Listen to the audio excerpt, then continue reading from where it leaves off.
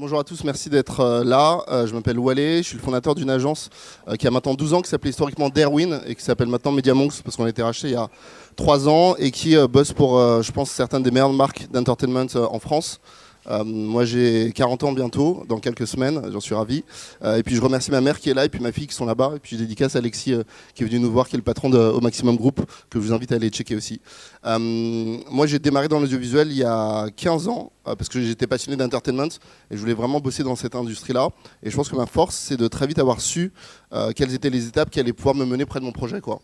Un des éléments clés pour moi, ça a été les études. Donc du coup, pouvoir faire un master qui allait me permettre de mettre un pas vraiment dans l'audiovisuel. Et j'ai pu accéder très vite en faisant des stages, en multipliant les stages. Et puis les stages, je parle des années 2000-2004, donc c'est le moment où les stages n'étaient pas payés, quoi. Donc tu perdais de l'argent à aller en stage, hein, et vous avez un peu plus de chance aujourd'hui, et tant mieux. Mais du coup, j'ai multiplié les stages, j'étais à la fac, je mettais tous mes cours sur un jour pour faire 4 jours de fac. Donc il y avait une histoire de détermination très vite, de savoir ce que je voulais faire et de le faire de manière ambitieuse pour avoir un master ambitieux, parce que je me disais que c'est avec ce master ambitieux, je rencontrerais des gens qui me permettraient de percer, quoi. Donc j'ai fait un master à la Sorbonne qui est très cool, et le premier jour, comme j'étais boursier, j'ai rencontré un autre pote boursier qui est devenu un de mes meilleurs amis et dont je vais vous parler dans quelques instants. J'ai fait 10 ans dans l'audiovisuel en tant que créatif, donc mon taf c'était de créer des émissions télé, donc c'était hyper cool. Mais au bout de 10 ans, je me suis un peu ennuyé, et puis le web est arrivé, et je me suis rendu compte à ce moment-là qu'il y avait plus d'opportunités, je trouvais créativement dans le web, parce que c'est un espace plus ouvert, quoi. On se parle de détermination, de porte fermée. Le digital, ce que je trouve assez intéressant, que ce soit le social media ou les contenus digitaux, c'est que où que tu sois, qui que tu sois, tu peux mettre en ligne, et ça peut percer si ça rencontre son public. Et ça, j'ai trouvé ça hyper intéressant. Ce constat-là, je l'ai fait en 2010, et donc du coup, j'ai commencé à réfléchir en me disant que la pub allait plus vite dans le digital que la télévision. Et donc du coup en 2011, j'ai monté une agence de pub dédiée à l'entertainment et aux industries créatives, qui s'appelait Darwin. Je vais vous raconter peut-être 2 histoires, parce que l'idée c'est de vous donner des éléments qui reflètent ma vision et qui peuvent peut-être vous accompagner dans les réflexions que vous avez actuellement. J'ai monté la boîte et je me suis dit mais qu'est-ce que je fais maintenant, quoi. J'ai pas de clients, je connais peut-être des gens, mais j'ai pas de clients, j'ai jamais monté de boîte avant, je sais pas comment ça fonctionne, quoi. Mon pote boursier, dont je vous ai parlé il y a quelques instants, était rentré chez Canal+, et il a lancé une série que certains d'entre vous connaissent peut-être, s'appelle Bref. Donc l'été chez Canal, il lance Bref, moi je vois ça passer, je me dis mais c'est une dinguerie, Bref, c'est génial, c'est hyper bien écrit, c'est hyper digital, c'est exactement ce que je pense comme étant la réalité de ce que je veux faire, la connexion entre l'audiovisuel et le digital. Et donc je réfléchis, et je trouve 5-6 idées, et je vois mon pote Gilles qui est chez Canal, je lui dis Gilles, tu te souviens de moi, on était à la fac ensemble, voilà des idées, je trouve ça canon que vous, Canal+, vous fassiez ça pour Bref, quoi. Et il me dit, putain, bien joué, c'est cool, c'est justement ce qu'on cherchait, on essaye de faire des trucs avec eux, mais on n'y arrive pas, donc c'est cool que tu apportes des idées. En fait, il y en a 5 ou 6, il y en a 2 qui sont pas terribles, mais les 4 qu'on voit là, ils sont vraiment cool, et donc du coup, j'aimerais que tu rencontres ma boss, puis les prods. Donc moi, je suis sur mon ordinateur d'étudiant, hein. Tu vois, c'est vraiment l'ordinateur, tu es obligé de le brancher, parce que tu n'as plus de prise, il n'y a plus de jus si tu le branches pas. Je suis en train de trembler, je suis vraiment au démarrage. Je présente ça du coup au boss de Canal du digital qui adore et qui me dit bon bah on va présenter ça aux producteurs et aux productrices, et si eux ils achètent tes idées, on les produira, quoi. Et on les rencontre, je présente les idées, ils adorent les idées, et ils me disent on peut commencer quand? Et je fais bah la première idée c'est pour lutter contre le sida, la journée mondiale de lutte contre le sida c'est dans 15 jours, donc si vous êtes chaud, le premier projet on le fait dans 15 jours, quoi. Et ils me disent bah banco, on y va, c'est un coup d'essai, on ne connaît pas, mais tes idées sont bonnes, quoi. Et du coup, ils me disent bon bah on t'envoie envoie-nous le bon de commande et puis on part sur le projet. Un bon de quoi? Je sais pas ce que c'est un bon de commande. Et j'ai pas d'argent et en vrai, j'ai même pas monté la boîte. Donc du coup, j'ai 15 jours où j'ai signé mon premier client Canal+, où je suis obligé de leur dire en fait, je veux bien que vous m'avanciez l'argent, en fait, parce que du cash, j'en ai pas. C'est 15 000 balles, mais j'ai pas de cash. Ils me disent mais t'es une boîte, t'as de la trésorerie, on te fait une facture, puis on te paye 30 jours fin de mois. Je fais, bah en fait, j'ai pas d'argent, donc est-ce que vous pouvez me faire une avance, etc. Donc ils disent, bon, c'est dans 15 jours, on te file l'avance, c'est quoi ton RIB? Je fais, ah en fait, j'ai pas de RIB, parce que j'ai pas déposé les statuts, donc la boîte n'existe pas. Donc en fait, j'ai 15 jours pour monter la boîte et lancer le projet. Et le nom de cette conférence, je l'ai appelé Fake it until you make it, qui est une phrase anglo-saxonne qui est sur le fait de se lancer dans des projets, même si t'as pas toutes les garanties, même si t'as pas toute la structure, quoi. Là, c'est un exemple de, aujourd'hui, je suis à la tête d'une boîte de 180 personnes, parce que j'ai pris un risque il y a 12 ans, d'aller voir Canal sans avoir monté la boîte, d'aller voir Canal sans avoir eu de clients précédents, d'aller voir Canal sans avoir un RIB ou des statuts. J'en serais pas là si j'avais pas pris ce risque-là. Et cette philosophie-là, je l'ai gardée encore et encore. Et si le nom de l'agence que j'ai montée s'appelle Darwin, oser gagner, c'est parce que je pense que fondamentalement, si vous faites partie des déter, vous avez compris que la détermination, c'est un facteur clé de succès, quoi. Le talent, c'est une chose, mais je crois que la détermination, le travail et les efforts, amène 1000 fois plus loin que le talent, quoi. Des talents, des gens qui sont talentueux. Alors si vous aimez le foot, il y a Ben Arfa qui est talentueux, qui a jamais rien fait de sa vie parce qu'il bossait pas. Et je pense qu'il y a des gens moins talentueux qui vont beaucoup plus loin parce qu'ils ont l'envie, quoi. Et l'envie, la motivation de le faire. Et je pense qu'au-delà de l'envie, la motivation, il y a aussi cette confiance en soi qui est clé, qui veut dire que bah, tu n'as peut-être pas tous les codes, tu n'as peut-être pas tous les contacts, tu n'as peut-être pas la capacité de le faire, tu n'as peut-être pas la référence sur ton CV, mais tu vas pas avoir peur de le tenter. Au pire, tu apprends, au mieux, ça réussit, quoi. Donc, j'ai lancé la campagne 15 jours plus tard, ça a cassé Internet, ça a lancé la boîte, on a été au Grand Journal, on a été dans la presse. Donc, fin du premier mois, on avait lancé la boîte, on avait de l'argent sur le compte. On a fait les 4 projets suivants et j'ai développé des trucs que j'avais jamais fait. La première année, j'ai développé une application mobile qui a fait 1 million de téléchargements, pareil pour Bref. J'avais jamais fait d'application mobile de ma vie, quoi. J'avais fait des petits sites j'avais fait des sites et des posts sur les réseaux sociaux, mais j'avais aucune expérience de production digitale. J'ai trouvé des gens pour le faire, il y avait de l'argent et ça a lancé la boîte. 3 ans plus tard, j'accélère rapidement, 3 ans plus tard, je reste sur ce positionnement qui était clé pour moi dès le démarrage. Moi, j'ai un point de vue ambitieux, quoi. Je me dis, en fait, je bosse et je bosse dur et je suis ambitieux et j'ai envie de monter en France la meilleure agence d'entertainment. C'est ça mon secteur. Et du coup, je me suis dit, une des caractéristiques pour valider que je suis une des meilleures agences d'entertainment, c'est que le jour où Netflix débarque en France, j'ai envie de pouvoir les rencontrer et qu'ils pensent peut-être à moi comme partenaire en tant qu'agence de pub. Et avril 2014, je reçois un mail de Eric Palota à netflix.com qui dit Hi Wally, we're launching Netflix in France, we'll be around, can you just... Enfin, est-ce qu'on peut se rencontrer?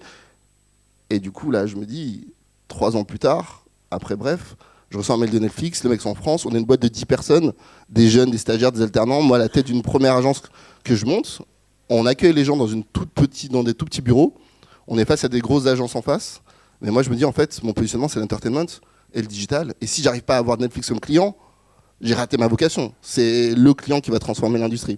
On pitch Netflix, on gagne Netflix. Et en fait, ça m'a mis sur une trajectoire. Et donc, du coup, Netflix est mon client depuis 9 ans. Donc, si vous voyez beaucoup des campagnes qui ont été produites par Netflix en France depuis 9 ans, c'est mes équipes. Moi, au démarrage, mais désormais, moi et mes équipes. Et puis maintenant, c'est 20 personnes qui travaillent sur ce compte-là, quoi. Et ça démarre. Parce que du coup, j'ai un espèce de positionnement très clair qui est sur l'ambition. J'ai un positionnement très clair qui est en fait se dire, si tu veux travailler pour des marques d'entertainment, il faut que tu sois capable de produire en français et en anglais. Donc très vite, en fait, je m'assure que les gens que je recrute parlent français et anglais, parce que je me dis que le jour où Netflix va envoyer un mail, il faut qu'on puisse leur parler. Le jour où tu veux bosser pour Warner, le jour où tu veux bosser pour PlayStation, bah, c'est des boîtes qui sont internationales. Donc tu as besoin effectivement d'avoir une vision claire sur cette ambition-là. Donc on gagne Netflix et ça en fait ça m'ouvre des portes, ça m'accélère. Et je vais vous raconter comment on a gagné Netflix parce que pareil, c'est une histoire de malade. Je crois que c'est le 14 avril 2014 que je reçois ce mail-là. Et 2 jours avant, je crois qu'on est peut-être un mercredi, je suis au bureau, genre il est 20h30, et je reçois un mail dans un très très mauvais anglais d'un mec qui s'appelle Guto qui me dit salut, je suis un Brésilien à Paris, je viens de me faire licencier et je cherche du taf ou des gens avec qui je pourrais bosser en tant que créatif, quoi. Il est 20h30, je me dis bon bah écoute, le pauvre il s'est fait virer, il vient du Brésil avec sa femme et tout, il arrive en France, s'est fait virer pour des raisons politiques, je vais l'appeler parce que ça se fait, quoi, et puis je pense qu'en plus c'est intéressant d'avoir des Brésiliens qui sont tellement différents de nous, qui réfléchissent différemment, quoi. Je rappelle Guto, je lui fais franchement c'est cool, j'ai vu ton dossier, si tu veux passer à l'agence, si tu fais rien, bah on se rencontre, c'est toujours intéressant de faire du réseau, j'ai pas d'opportunité mais on se parle. Il vient à l'agence le lendemain, on se parle et le surlendemain on a l'appel d'offres de Netflix. Du coup je lui dis est-ce que ça t'intéresse de bosser dessus? Il me dit, bah franchement, je fais rien en ce moment. Et c'est ces idées qui font qu'on gagne Netflix. C'est une dinguerie. C'est une dinguerie. C'est-à-dire qu'en fait, 20h30, je reçois un mail. 20h32, j'appelle le mec en direct. Alors, on se dira peut-être qu'aujourd'hui, il t'appelle pas les gens à 20h32, mais bon. Je me dis, dans ce contexte-là, je l'appelle parce que je trouve ça intéressant. Je le rencontre le lendemain, je prends le temps de le rencontrer. Et le surlendemain, on reçoit le mail. Il bosse dessus, on gagne. Et du coup, moi, ma boîte ne serait pas où elle en est si j'avais pas pris ce risque de faire venir quelqu'un qui parlait pas notre langue, qui parlait pas notre culture, mais il a apporté un truc qui est hyper intéressant, c'est qu'un Brésilien qui travaille sur des sujets français, sans connaître la culture française, hein, sur l'entertainment français, il apporte quelque chose qui est universel. Il apporte des idées qui sont capables de connecter avec lui, son vécu de Brésilien, récemment arrivé à Paris depuis 6 mois, et avec un consommateur ou un consommatrice français. Et s'il arrive à trouver une idée qui satisfait à la fois sa culture brésilienne et qui nous, Français, nous intéresse, c'est-à-dire que c'est universel. Et ce que j'aime, moi, dans les industries créatives, c'est qu'on n'est pas des industries normalement locales, quoi. C'est pas une industrie. Tu racontes pas une histoire pour Paris ou pour la France. Si tu racontes une histoire, tu as envie qu'elle voyage. Tu as envie que ton histoire française, l'histoire de ta région, de ta famille, elle aille aux Oscars. Tu as envie d'aller au Emmy. Tu as envie que le monde entier le distribue. Et c'est ce que je trouve extrêmement intéressant dans la diversité des profils que je recrute et dans la diversité que doivent avoir les industries créatives. C'est que plus on a de gens différents autour d'une œuvre qui raconte une histoire pertinente pour eux, plus cette histoire-là est universelle, et plus elle a de chance de toucher des gens dans le monde entier. Et la force des industries créatives, c'est celle-là. C'est le récit qui va toucher des gens en Inde, des gens en Afrique, des gens au Maghreb, des gens en Europe, des gens en Amérique latine. C'est ça la force de nos histoires. Et pour pouvoir raconter des histoires-là, on a besoin de gens qui sont extrêmement différents. Et moi, je suis ravi que Guto, donc le Brésilien, soit venu chez moi pendant 6 mois, qu'il ait bossé sur ce jeu-là, et qu'on ait gagné ce compte qu'on développe depuis 9 ans. Quoi. C'est OK pour vous ? Je continue sur le fake it to make it, qui est cette vision de se dire je me lance alors que j'ai pas vraiment la structure ou que j'ai pas encore les éléments clés et j'y vais en confiance et puis je vois ce que ça donne. J'ai un des sujets qu'on a remporté en 2015, je crois, c'est on a gagné un appel d'offres européen, donc hyper bizarre, mais on gagne un appel d'offres européen et on m'oblige, enfin pour livrer et produire cet appel d'offres là, je dois faire de la communication pour l'Allemagne. Moi, je parle allemand, bon, il se trouve que je parle allemand, mais je recrute une équipe de gens allemands à Paris, quoi. Donc c'est hyper compliqué de trouver des gens allemands à Paris. Donc je prends des anciens Erasmus ou des filles qui sont allemandes, qui sont en couple avec des Français, qui cherchent du taf, on les forme, parce que je pense qu'on peut tout apprendre quand on veut vraiment. Et je monte une équipe à Paris. J'ai un contrat avec l'Allemagne qui dure 3 ans, donc ça se passe super bien. Les équipes sont chez nous et bossent depuis Paris pour l'Allemagne. Et au bout de la 3e année, elles me disent on aimerait bien en fait rentrer en Allemagne et bosser depuis Berlin. Tu as monté une boîte qui est hyper intéressante et ce que tu fais, on pense qu'on peut peut-être l'appliquer à l'Allemagne, quoi. On a un client encore une 3e année, on bosse déjà pour Arte et on se dit que peut-être, spontanément, si on ouvrait une filiale en Allemagne, on pourrait continuer à bosser pour ce client encore un an. Donc on a la structure financière pour lancer le projet et on peut peut-être développer l'Allemagne, enfin peut-être développer Arte côté allemand et peut-être d'autres clients, quoi. Et moi je fais mais c'est génial. En tant qu'entrepreneur, avoir des gens dans ton équipe qui ont la fibre entrepreneuriale et qui ont envie de développer ta marque, ton projet sur d'autres territoires, c'est génial. Ça transmet ta culture et c'est des super exemples quand on interne. Donc je leur dis franchement les filles, c'est une super idée. Je crois en vous, je vous ai formé, on a encore le client, on sait un business plan et on y va à 6 mois, quoi. Et en attendant, on va communiquer au marché en disant Derwin va ouvrir à Berlin pour que petit à petit, s'il y a des clients qui sont intéressés par l'Allemagne, ils sachent qu'on y va 6 mois plus tard, que du coup on puisse commencer à se développer. Et elles me disent mais c'est cool, génial, vraiment, nous ça nous laisse le temps de rendre nos appartes, de nous organiser, de trouver des apparts sur place, de gérer le déménagement. Puis tu montes une structure en Allemagne, évidemment comme dans toute l'Europe, c'est une structure particulière, donc tu as besoin de temps, quoi, pour structurer. Donc moi je commence à communiquer dans la presse, je commence à communiquer à nos clients, Derwin ouvre à Berlin dans 6 mois. Donc on commence à structurer le plan, les étapes, on se dit c'est bien, on va être rigoureux. Là Netflix m'appelle, qui est toujours notre client, elle nous dit vous ouvrez à Berlin, il paraît. Je fais ouais, il fait bah nous on n'est pas contents des gens avec qui on travaille à Berlin et on va les virer. Et on aimerait que vous repreniez le compte. Je fais mais c'est génial, on y est dans 6 mois. Ils me disent dans 1 mois. Dans quoi ? Dans 1 mois. Si tu es capable d'envoyer tes équipes et de structurer une offre dans 1 mois à Berlin, on te file le compte. Le veux-tu ? Est-ce que tu le veux ou pas ? Qu'est-ce qu'on fait ? On dit bon bah ton appartement tu devais lâcher dans 6 mois, tu vas le lâcher dans 1 mois. Ton mec tu vas lui dire que bah, tu vas peut-être partir maintenant et puis lui te rejoindra. Et en fait sur cette notion de projeter, et c'est ça que je trouve hyper intéressant, projeter dans le futur et projeter ouvertement le projet que j'avais, la vie, le business, c'est orienté pour être en phase avec mon projet, quoi.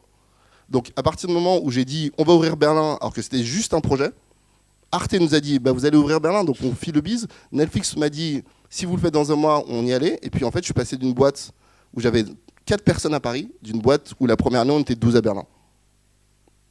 Et ça, parce que j'ai projeté en fait l'information, parce que j'ai affirmé au monde, affirmé en termes de communication, à la fois en interne, mais aussi dans la presse, mais aussi dans mes clients. Voilà ce que je veux faire, je vais le faire de manière ambitieuse. Et les gens qui étaient alignés ou qui avaient un besoin en phase avec mon projet m'ont contacté en disant ah bah tiens c'est intéressant, Arte bah, on cherche des gens en Allemagne, Netflix on va sortir l'agence donc on y va. Et ça je trouve que c'est un super exemple à nouveau de comment la détermination qu'on a mais aussi l'affirmation réelle en fait, au-delà de la détermination je pense qu'il y a un enjeu d'afficher publiquement ce que vous voulez, de ne pas le garder comme un secret, quoi. Si vous avez une ambition individuelle, intime, il ne faut pas qu'elle le reste en fait, parce que vous ne savez pas qui dans votre ville, dans votre famille, dans votre réseau LinkedIn, dans la soirée qu'il y a aujourd'hui ici chez We Are, va pouvoir vous accompagner et permettre d'accélérer ce projet-là. Et ça, je trouve que c'est quelque chose qui s'appelle, vous le savez peut-être, mais ça s'appelle une prophétie autoréalisatrice. Tu dis, je vais aller à Berlin, tu le dis ouvertement, tu le dis à tout le monde le sait autour de toi, au bout d'un moment, les gens disent, mais Ça tombe bien, à Berlin, j'ai un pote qui cherche un coloc. Et ben voilà, bah, t'as trouvé ta coloc parce que t'as projeté, quoi. Et donc, je pense que dans nos industries, cette détermination, elle passe aussi par le fait d'avoir confiance en soi. Et pas seulement d'avoir confiance en soi, mais de projeter, de communiquer au plus grand nombre ces projets-là. Vous le savez, quand tu veux monter une boîte ou tu as un script de série un peu original, tu dis « ouais, je garde pour moi, parce que si je le dis, ouais, on va me le voler ». C'est une possibilité, c'est un risque.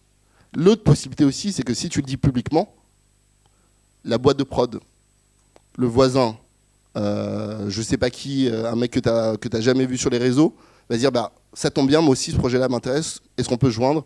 Ou ça tombe bien, ça correspond au type de projet qu'on cherche à financer. Et en fait, je crois beaucoup plus à la réalisation par l'expression qu'au fait que les gens vont te voler tes idées, quoi. Si les gens veulent te voler tes idées, ils les voleront. Et c'est pas grave. Si ta détermination est plus forte, tu y arriveras, quoi. Mais je crois fondamentalement à cette philosophie-là et à ce que j'appelle fake it until you make it, c'est-à-dire se jeter, s'avancer, s'annoncer, croire en soi, parce que la réalité, c'est que nos industries sont dures, quoi. Il y a de la compétition, les portes sont fermées, et que si tu crois pas en toi-même, qui va croire en toi? Aussi simple que ça. Donc voilà, aujourd'hui je suis très heureux. Je suis patron d'une boîte de 180 personnes, on a des bureaux qui tuent, on a des clients qui sont hyper cool, et je sais que tout ça, je le dois à cette vision que j'ai exécutée encore et encore, et à cette affirmation de ce que je voulais être encore et encore. Ça marche pour moi, ça marche pour mes équipes, ça marche pour mes clients, ça marche pour nos partenaires, ça marche pour la presse, et du coup ça permet de clarifier le projet, et ça permet d'attirer des gens qui ont des vibes ou des envies similaires à la nôtre, quoi. Et ça vraiment je trouve que c'est un super élément qui est complémentaire juste au travail, au réseau. C'est aussi l'affirmation et la confiance dans vos projets individuels, quoi. Voilà. Est-ce que j'en sais pas combien j'en suis de temps? Est-ce qu'il me reste du temps ou pas? On va prendre une question. Ah, ok. Bien, monsieur là. Merci pour la qualité de ton intervention et ton parcours. Et c'est très réel. Et moi, j'ai vécu exactement la même chose. J'ai monté ma société. Enfin non, je l'avais pas montée. On a prospecté Roland Garros. On les a signés. Ils nous ont dit OK pour le bon de commande. Il a fallu aller ouvrir un compte en banque. Et en fait, on a couru. Ensuite, attends, l'argent, ils nous payent dans 30 jours. Comment on fait pour délivrer? Bon, on dit aux gars, les gars, vous inquiétez pas, c'est Roland Garros. Ils nous paieront à la fin. On fait le projet et on vous paiera. Vous inquiétez pas. Et là où je voulais te poser quelques questions, c'est comment est-ce que du coup, tu en as parlé avec Bref, tu apportes beaucoup de tes idées. Ensuite, les mecs voient qu'en face, il y a de l'idée, il y a des personnes qui sont intelligentes, ils te font confiance. Comment tu vas plus loin avec tes équipes? Tu te dis, parce que du coup, après, tu joues sur deux tableaux, il faut recruter des équipes pour aller plus loin, il faut se développer, il faut de l'argent. Les clients, parfois, on a peur des gros clients parce que c'est ceux qui sont le plus relous aussi pour le côté facturation. Aujourd'hui, tu travailles avec un Goaté, Martin Sorel, S4 Capital. Comment est-ce que, pareil, tu as attiré des gens qui sont la référence dans le marketing, dans la publicité, dans le monde? Alors, sur la première partie, les 4 premiers mois, j'étais tout seul. Je raconte l'histoire, j'étais chez ma mère en fait. Il n'y a pas de bureau, donc j'avais une table à repasser. Et donc du coup, j'avais juste une table à repasser en guise de bureau pendant 6 mois et je galérais. Et je J'ai vu sur LinkedIn ça. Voilà. Et donc ça, c'est vraiment la réalité. Et du coup, la table à repasser, elle nous suit dans tous les bureaux à chaque fois pour dire en fait, on est parti de là, quoi. Nous, c'est pas un garage, c'est pas un start-up garage, c'est table à repasser, quoi. Donc c'est vraiment un symbole hyper fort. Ensuite, j'ai cherché des gens. Tu vois. Une fille qui s'appelle Fanny Outret qui avait été en stage avec moi, je l'ai recrutée. J'ai fait venir des gens hyper rapidement en qui j'avais confiance dans les premiers temps. Et une toute petite anecdote que je trouve hyper intéressante, qui m'a moi vraiment marqué émotionnellement. J'ai lancé la boîte, on a fait cette application de Bref là. Et en fait, j'ai reçu un mail un matin qui est cher service des ressources humaines, veuillez trouver 6 juin Et j'étais là, mais service des ressources humaines, c'est un gars en caleçon sur une table à repasser. Et je reçois un mail cher. Et donc du coup, je me dis. En fait, ça veut dire que ma boîte projette l'image d'une structure et d'une boîte. Et donc, ça veut dire que je peux attirer des talents. Et ça, du coup, c'est arrivé hyper vite par la taille des clients que j'avais, en fait. J'ai commencé, moi, premier mois, j'étais sur Bref. Un mois après, on était sur France Télé. 2 mois après, on était sur TF1, TMC, NT1. Donc, du coup, très vite, en fait, j'ai recruté des gens parce que j'avais un peu de réseau, parce que la nature des clients pour lesquels je bossais était hyper attractive, quoi. Donc ça, c'est un élément. Et je pense que la deuxième chose qui m'a beaucoup aidé, et je le dis aussi, moi je suis un communicant. Je suis devenu un communicant, je viens des industries créatives, je suis devenu ensuite un communicant publicitaire. Et j'ai appliqué ça à ma propre boîte, quoi. J'ai fait en sorte que ma boîte soit hyper visible. Faire du bon travail, c'est cool, c'est important. Mais si les gens ne le savent pas, en fait, tu perds beaucoup d'opportunités. Donc moi, systématiquement, je me suis assuré que la valeur de ma boîte était perçu à la fois par la qualité créative du travail, quand tu vois mon travail, que tu dis c'est vraiment bien, et qu'en fait tu le vois aussi, quoi. Parce que plus les gens voient du bon travail, plus on t'appelle spontanément, plus les clients rentrent, plus les talents si t'envoies leur candidature, et plus tu as de capacité à recruter facilement. Donc ça répond à ta première question. Donc ça c'est la première partie. Deuxièmement, pareil que toi, j'ai pas levé de fonds, quoi. J'ai fait ça en autofinancement. Ma mère qui est là m'a mis 4000 balles sur le compte pour qu'on puisse démarrer. Moi j'ai mis 6000 balles après, donc on avait un capital social de 10 000 et ça payait pas la première opération, quoi. Donc moi j'avais l'obligation, dos au mur, de dire je suis obligé de faire de l'argent en fait. Si je fais pas d'argent, il n'y a pas de boîte. Donc dans mon mindset et dans les discussions que j'ai avec mes clients, c'est si vous voulez la qualité du travail, tu payes 30% à la signature. Et c'est pas, je m'en fous que tu sois TF1 ou M6 ou Canal. On a besoin de fonctionner comme ça parce qu'on est une petite boîte et les gens l'entendaient parce que le produit était unique. Après, tu me poses la question de comment est-ce que 9 ans plus tard, j'ai été racheté par un groupe international.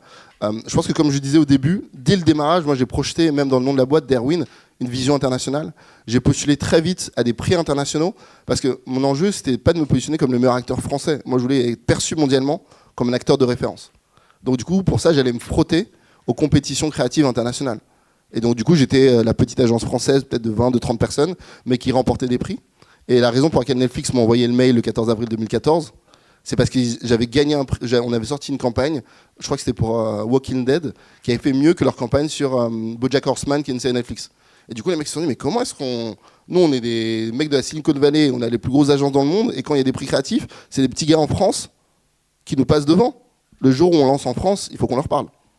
Donc cette ambition-là, de se dire que même si tu es dans une petite ville à la campagne en France, que ton terrain d'expression et ton terrain de marque, c'est pas que la France ou que l'Europe ou que ton secteur, le terrain de jeu potentiel que tu peux exprimer et développer pour ta marque, c'est le monde. Parce qu'en fait, si des mecs au Japon entendent parler de toi, tu vas recevoir un mail en japonais de Tokyo qui dit « J'adore votre travail, est-ce qu'on pourrait bosser ensemble ?» Si tu t'es un mangaka qui fait des mangas en France, parce que c'est une super industrie, te dis pas que ton marché c'est la France. Dis-toi que le marché c'est le monde, notamment le Japon, notamment les États-Unis, notamment l'Afrique du Sud. Et donc du coup, fais en sorte que ton territoire d'expression, ta surface de contact, en tout cas les gens à qui tu communiques, puissent le voir, quoi. Donc ton manga, fais-le en anglais. Aussi, même si c'est demandé à ta petite sœur qui a une licence d'anglais de le traduire, fais-en une version anglaise que tu vas peut-être envoyer en fait. Parce que ces 5 envois-là, peut-être ils vont changer ta vie. Donc moi j'ai toujours cette vision-là de dimension très internationale. Et du coup, ça veut dire que l'international, quand il cherchait des choses sur la France, il tombait par force des choses sur moi, quoi. Et donc j'ai provoqué, je pense d'une certaine manière, aussi le destin que j'ai eu. Et donc du coup l'appel d'un groupe mondial qui me disent on s'intéresse à vous, est-ce qu'on peut discuter, quoi. Ça marche ? Merci Walé. Et je suis dispo, je reste dispo au premier étage si vous voulez échanger. Et je suis dispo sur LinkedIn, qui est le réseau que j'utilise le plus. Donc n'hésitez pas à me rajouter, m'envoyer des messages sur LinkedIn. J'essaie d'être actif. Merci, bon courage.